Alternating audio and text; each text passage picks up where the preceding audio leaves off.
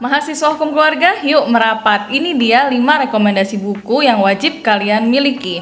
Buku-buku ini selalu saya pakai ketika saya masih menulis skripsi dan tesis. Pertama, buku dari Prof. Khairuddin Nasution yang berjudul Status Wanita di Asia Tenggara. Jika kalian berminat mengambil penelitian itu baik tesis maupun skripsi yang membahas mengenai perbandingan hukum perkawinan di negara-negara muslim, maka kalian wajib membaca dan memiliki buku ini. Karena buku ini akan membuka pikiran kalian mengenai faktor-faktor apa saja yang mempengaruhi pembaharuan hukum Islam di negara-negara muslim, apa saja yang mempengaruhi revolusi dari hukum perkawinan di negara muslim. Baru setelah kalian memahami hal-hal mendasar tersebut, kalian baru bisa memilih negara mana yang akan kalian jadikan bahan penelitian baik itu skripsi maupun tesis dalam tema komparasi hukum keluarga di dunia muslim.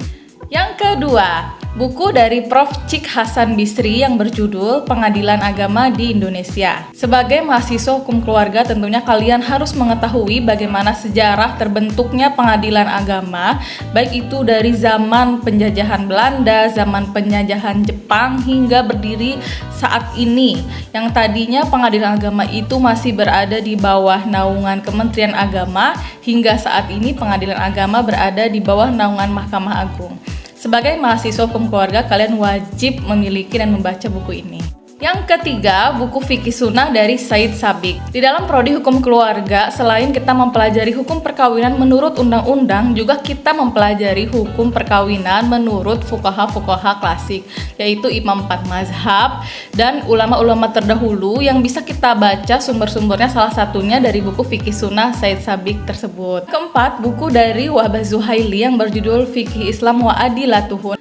Nah, di dalam buku ini dibahas mengenai hukum-hukum perkawinan menurut ulama 4 mazhab, dan juga ada beberapa bagian yang membahas mengenai hukum perkawinan di Syria dan Mesir.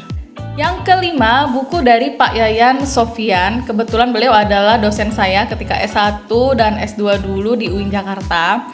Bukunya itu berjudul Islam Negara, Transformasi Hukum Perkawinan Islam ke dalam Hukum Nasional. Nah, sebagai mahasiswa hukum keluarga, kalian wajib memiliki buku ini karena di dalam buku ini membahas mengenai sejarah terbentuknya Undang-Undang Perkawinan Nomor 1 Tahun 1974 dan pasal-pasal mana saja yang menjadi pertentangan yang menyebabkan pada saat itu terjadi demo besar-besaran karena banyaknya pasal-pasal dalam RUU Perkawinan yang bertentangan dengan hukum Islam. Hingga akhirnya Undang-Undang Perkawinan tersebut dapat kita patuhi dan dapat kita jalani hingga